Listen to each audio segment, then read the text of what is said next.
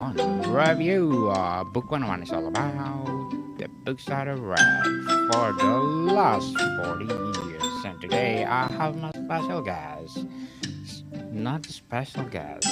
She's my feature author of the month of March. Award winning and best selling author, Miss Angela Henry. Hi, Daniel. Hi, everyone.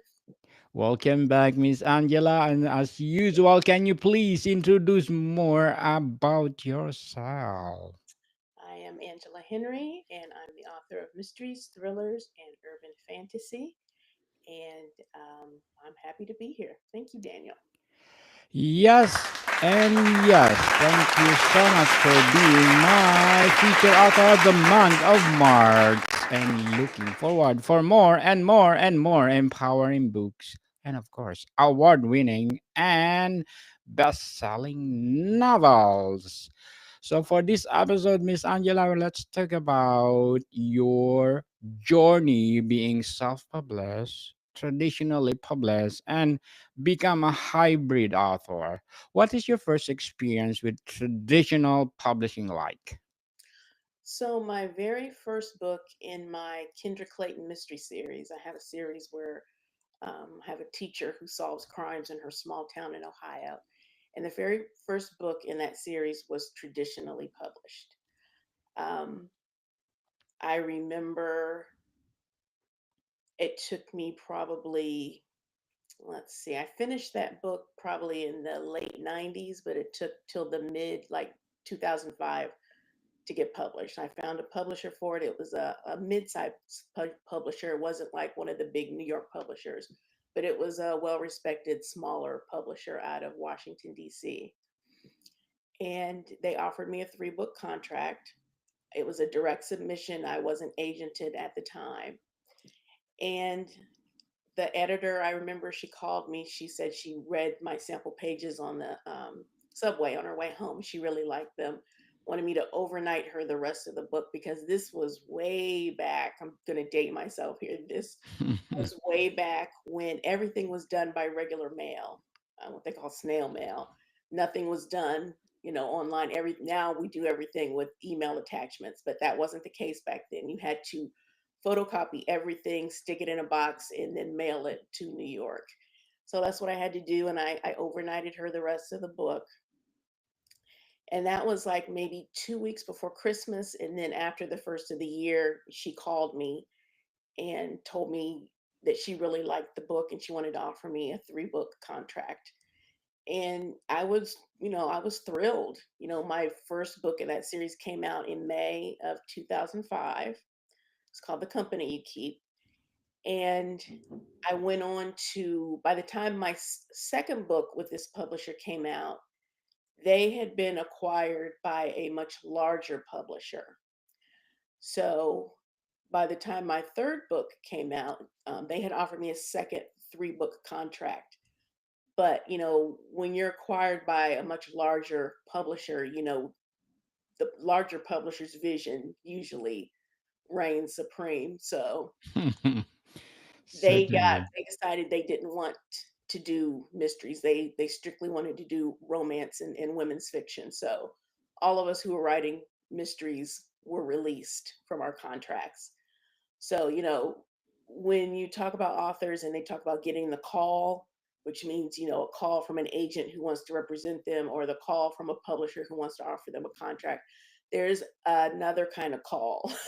And this is the call that you do not want to get, letting you know that, they're going to go in a different direction and they've canceled your second three-book deal. So, um, I had built a readership for that series.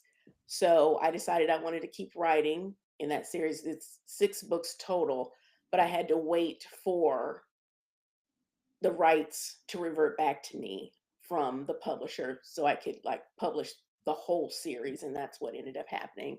I got all my rights back from that publisher. And then I created my own publishing imprint called Boulevard West Press. And that's what I publish my series under to this day. So, I had some detours. I did write another book for a different part a different imprint of the publisher that I was with. And that came out in 2011. It was called The Paris Secret. It was my very first thriller. And then after that contract, the book came to, the rights ended up reverting back to me from them too, because they didn't acquire any more books from me. So now, I republished that book under my self-publishing imprint.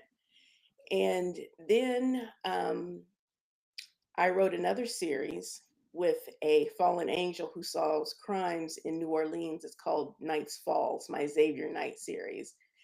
And that, I'm not sure if you remember or know that probably 10 years or so ago, maybe not quite that long, Amazon had a contest called Kindle Scout, where Yes. do you remember Kindle Scout? Yes, yes, yes. Yeah, so Night's Fall, the first Xavier Knight book, won publication in the Kindle Scout competition and was published by their imprint called Kindle Press. And then I did a second book in that series. And now, Kindle Press no longer exists. So those rights reverted back to me. And I also published that under my Boulevard West Press imprint. So I'm self-publishing all these books. And, I really enjoy self-publishing because it gives you so much control. Before, when you're with a publisher and they send you your cover art, you're just stuck with it. They're like, they don't care if you don't like it because they've spent money on it and they're not going to keep spending money to change it until you like it. So you get what they give you and True. you don't really have a choice. With self-publishing, you can do the covers you want. I mean, of course you have to make sure they're on trend and on market for your type of book, but you can market to who you want.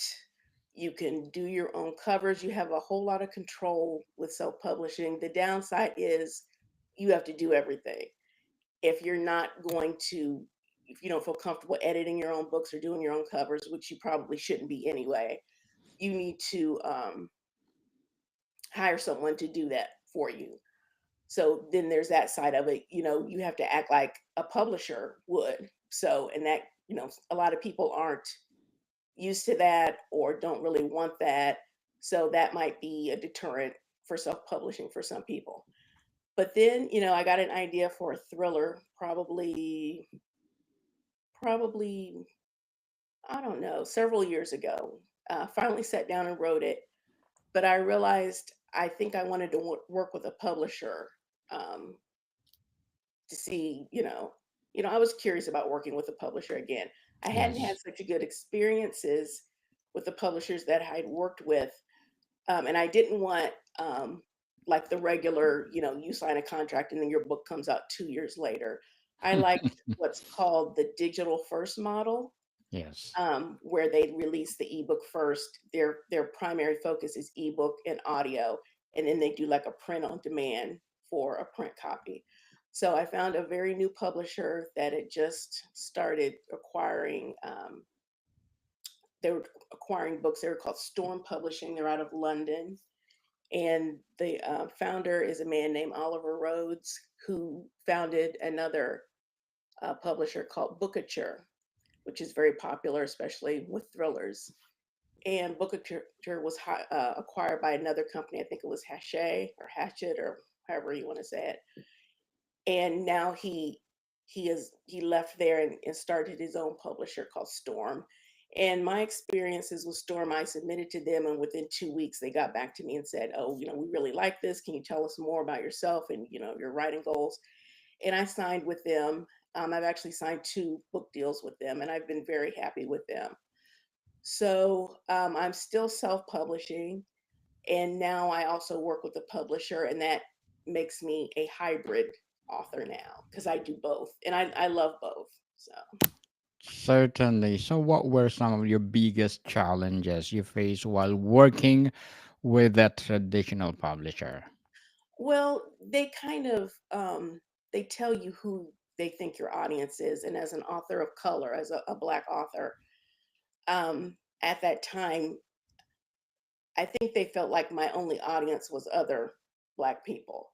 They wouldn't market my books widely. I guess they felt I came with a built-in audience. And, you never know, when you write a book and you release it, it's like planting seeds. You don't know, they get caught up in the wind and blown everywhere, and you never know where they're going to take root. I have all kinds of readers, you know. I've had readers from uh, Japan get in touch with me.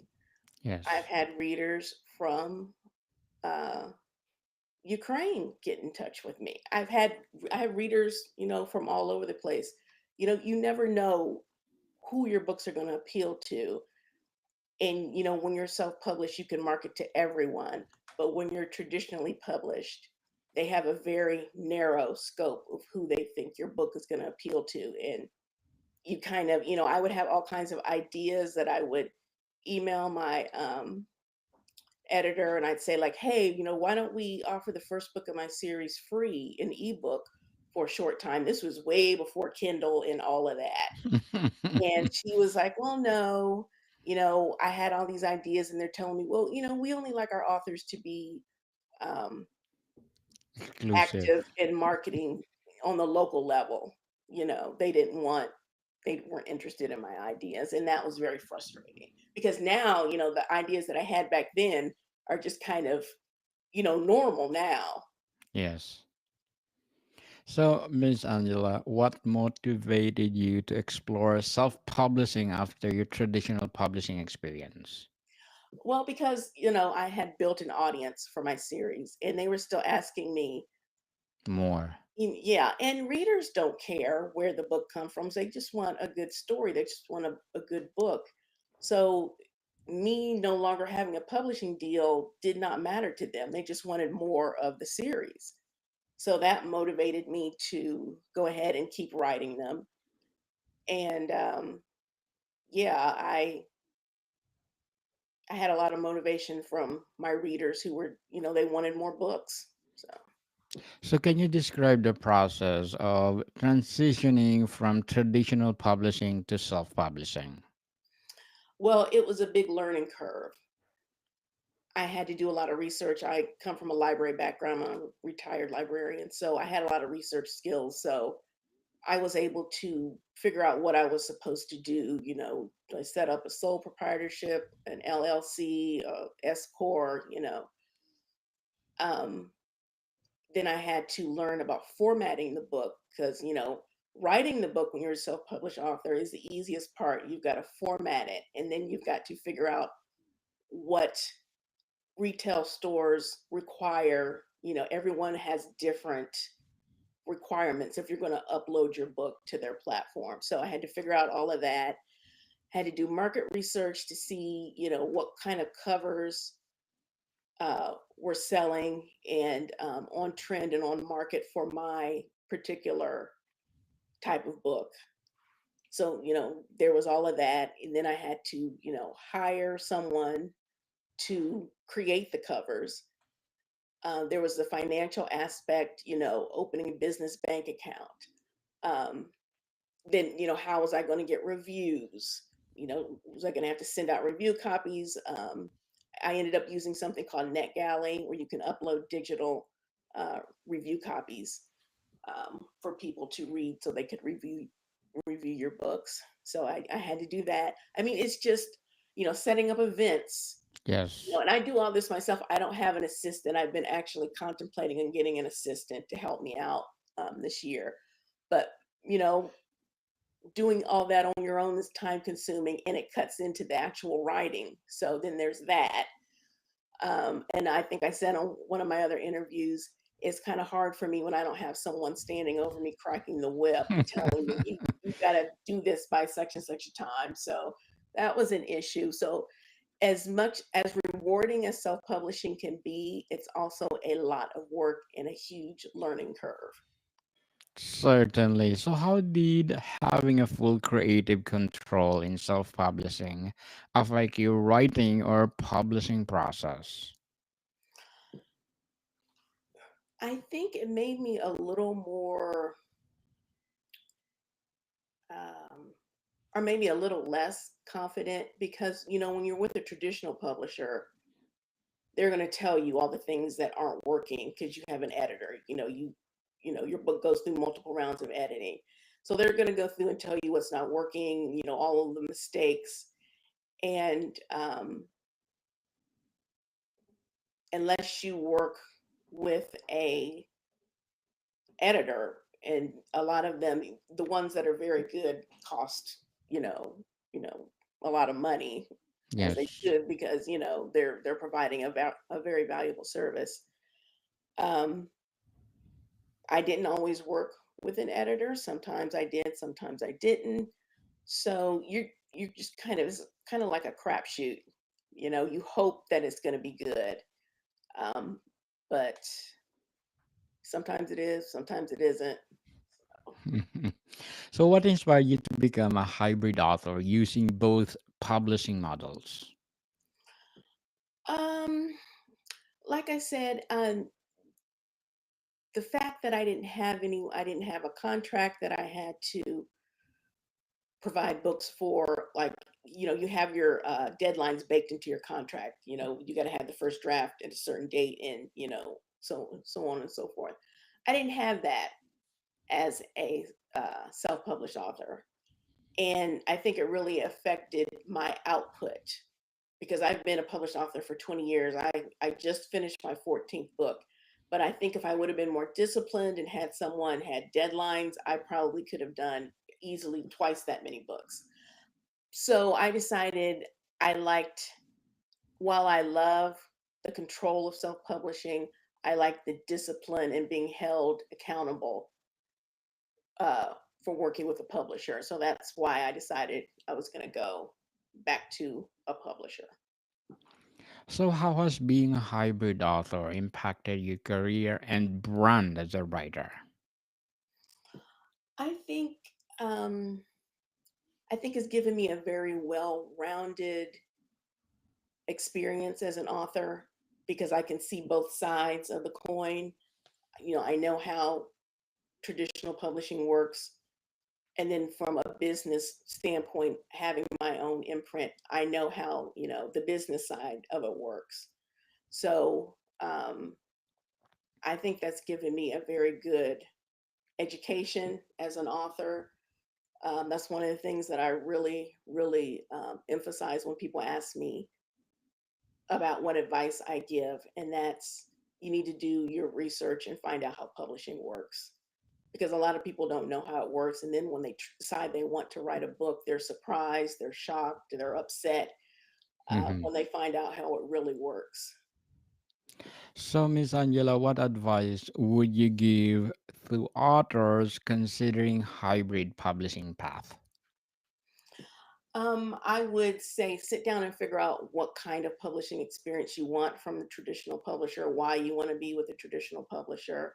There are different levels. Like I said, traditional publishers, like, the big five publishers, Penguin, Random House, and all of that. If you sign a contract with one of the bigger publishers, you're probably looking at 18 months, 18 to 24 months before your book comes out. With a digital first press, and there's a lot of them, um, you're looking at about 6 months. So, it's a very quick turnaround. And there's pros and cons to both of those business models. So you have to sit down and figure out which one is going to be the best for you and for your goals. If you want to work with a bigger publisher, if you want to work with a smaller publisher, digital first, it, you know, you just have to kind of figure out what it is you want and what's going to fit your goals. Certainly. Thank you for your advice, Miss Angela. So, what will be your short term and long term goals in writing? Just to write more books. I think I said before I wanted to get into screenwriting or writing screenplays of my books, try and transition to television, movies, that kind of thing. But just basically just to keep writing. Keep writing and writing and writing and hoping for more and more and more award winning and best selling novels, Miss Angela. So, how do you balance the demands and timeliness or timelines of both traditional and self publishing? I have had to, and this has been a struggle for me, especially since I retired. I retired in 2022. So, when I was working full time, I had my work day, my 8-hour work day. And then I would just kind of work around my work schedule. But for whatever reason, since I retired, I found it harder to stick to a schedule because, before for so long I had a specific routine. Yes, I had true. that everything was around that 40-hour work week. And now that I don't have that, I'm finding it a little more difficult to find my rhythm and find a routine. But one thing that helps me is time blocking. I block out my day, and for an hour or 2 hours I'll write. For another 2 hours I'll do market research for the next book. For another 2 hours I'll make TikToks. So you really have to organize your day so you can fit everything in there, and I'm getting there. I'm getting It's hard, but you're getting there. So, have you noticed a difference in how your hybrid career is perceived by readers or industry professionals? I don't think they care. Like I said, Yes. I don't think, as long as they're getting the stories they want, as long as they're getting the books that they like, they don't care where it comes from. They don't care if it's self published, they don't care if it's traditionally published. And a lot of readers just don't even really know, you know, whether you are or not. They just want a good book. So I don't really think it's really impacted me at all. The only thing that might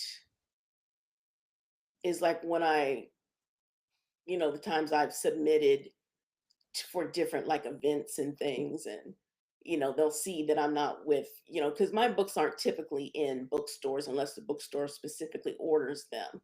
So you're not going to go into a bookstore probably and see my books on the shelf. So I think that's kind of affected some of my ability to participate in different book events, because if my books aren't readily available, some events don't want to book me. But other than that, I haven't really seen a huge difference with it. Certainly. So, Miss Angela, before we wrap up our discussion for today, I'm inviting you to please do listen to my other podcast, Food 101, in its fifth season, people. Fifth season, with Chef Alessandro, one of his specialty chef in one of the five-star hotel in downtown Toronto. Please do listen to our latest episode. We are reading our letter senders all over the world. So please do listen, Food 101, wherever you listen your podcast. So, Miss Angela, looking back on your journey, is there anything you would have done differently? Write more books and start sooner. I didn't start writing my first book till I was in my late 20s. If I had it to do all over again, I would have started writing in my teens. I mean, I wrote short stories in my teens, but I would have tried to write my first novel sooner. Um, and also, I've had patches where I haven't written at all. So I wished I'd written more books. You wish. But anyway, write more books, Miss Angela. Award winning and best selling author, Miss Angela Henry, my feature author of the month of March. So, can you please invite our listeners to support all your books? Okay, if you want to know more about me and my books, you can find out more information at angelahenry.com. I'm also on Instagram, Facebook, and TikTok. I write mysteries, thrillers, and urban fantasy, so check me out.